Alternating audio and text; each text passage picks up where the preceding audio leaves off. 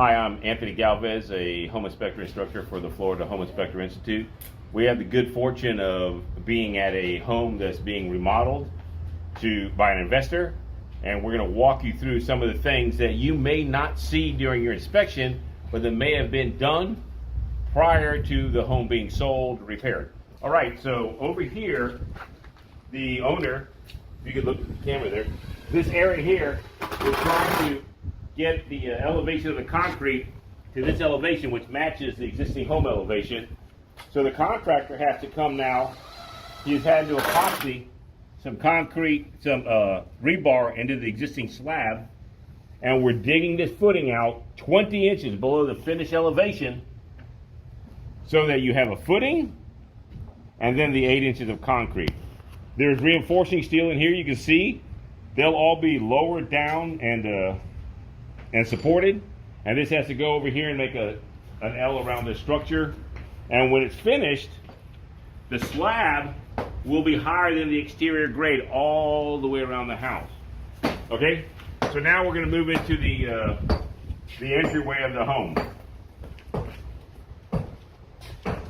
Here's an existing window. So the architect, we're going to take this window out. Now, if you notice, though, this isn't the normal height of a door, okay? So it'll be a little bit less. It'll probably be about this much less. It's not going to affect anybody's ingress or egress. But it's nice. We're able to put in a 32-inch door for that room that we're building on, converting the carport into a bedroom, all right? So this is going to be a new door. All you're going to see as an inspector is a door. You won't know what was there before. You won't have any idea. All right? So now, it looks like a wall. Okay? Big, strong wall. It's powerful, right? It looks strong. If you come in here,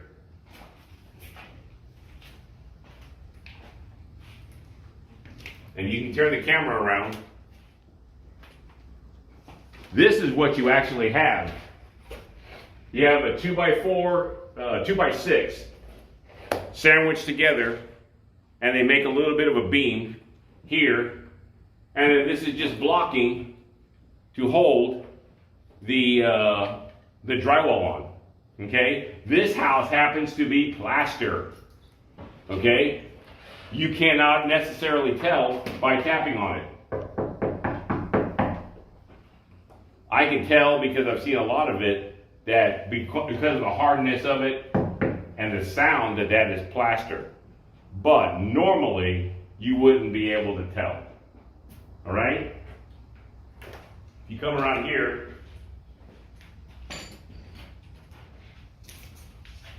and you bring the camera over here and point it over here. This is the plaster layer. The white section you see there, that's the actual skim coat of plaster to make the wall flat. This is bulk material, and then over here is basically what you call drywall now, gypsum board, okay? But you can see the joint here. So these are all just 18-inch sections. They're usually 3 feet wide, and they lay them down, and then the guy applies a layer about this thick over top of it, and then a skim coat to make the wall flat. Okay? We have the good fortune to have this area here removed. Here's the toilet area. This is cast iron. This is a vent pipe, of course, to relieve the gases that are inside the septic system or sewer system. Here's all the plumbing pipe, you guys, that you never see. All you may see is a valve here, a drain pipe here underneath the sink. This is a nice 2x6 wall. You've got plenty of room for the piping.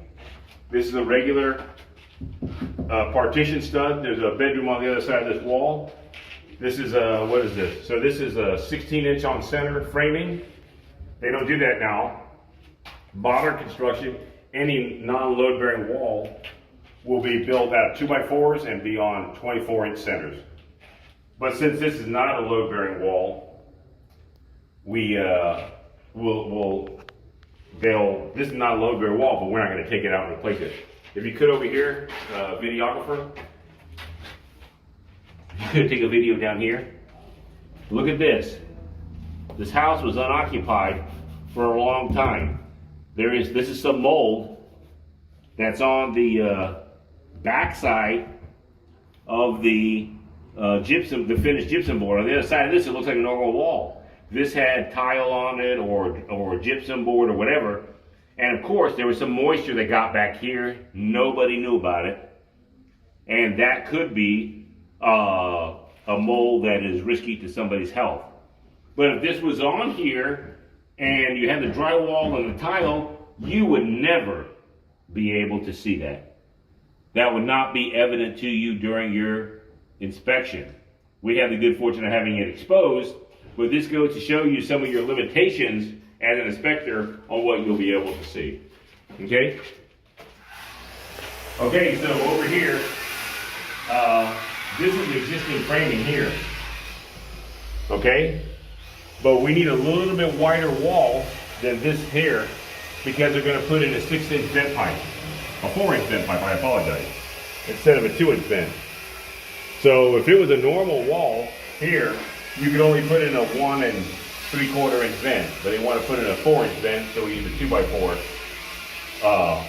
as a member to frame this up. And if you look down here, this is a pressure treated piece of material. So that's something else, of course, that you would never ever see.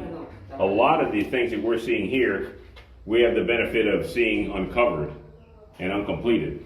Okay? If you could follow me. You have to come close for this. This is the electrical panel. Okay, this is an old fuse system. This house was only vacated less than a year ago. So this is an old system that the guy was living with and using. These are all older fuses. You will come across these, and they'll typically fail a 4-point inspection because they don't have enough safety in it, okay? So this is something that you'll be familiarizing yourself with. It looks complicated now if you've never done it, but really, quite frankly, it's very straightforward once you get accustomed to doing the work and doing the inspections, even though you haven't seen it before. So over here, this is going to be cut out. We need to cut this window off to about this elevation here. So we have what they call an egress pipe in case there's a fire inside the home and if they can't escape out the door. There's an elevation here, it's around 36 inches, that somebody can open the door, the window, half the height, and it has to be at least 5 square feet for them to be able to climb out and get out and save themselves. Okay? You can point the camera up here. This home had very, very little insulation. Okay? And the best case scenario over here, we have, pardon me, this is considered cellulose insulation, okay? Not very high R value. It's probably R3, R2 per inch, okay? It's fire retardant. They put a retardant on here so it won't catch on fire, but it's basically paper, okay? So this area here, you can bring the camera and shine it up here. Unless you apply spray foam, you will not be able to get R30 insulation into this attic, no matter how hard you try. There's just not enough room to do that. See up here? You need 10 inches of insulation up there. You may have 10 inches right here, but this whole area coming back towards the eaves of the home are going to be under insulated. So that's some of the things that you're going to have to look at when you're in the attic. And you'll probably have to tell your buyers, your clients, that if they're buying a home that's older like this, there may be limitations on how far you can do your inspection and how much you can actually document to show how much insulation they have. You have to put a comment in there that says that you can't inspect the entire area and your limitations.